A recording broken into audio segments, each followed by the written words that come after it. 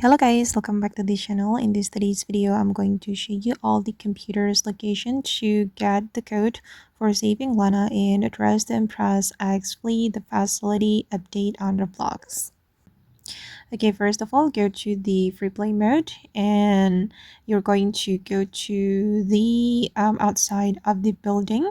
And then for the first location, guys, it's right here.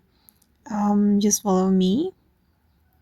Okay, this is the first location and you need to hack the computer, and after hacking the computer you will get a code and the code will be different for everyone.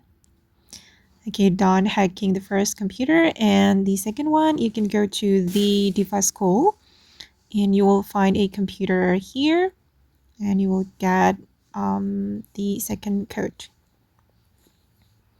Okay, almost done.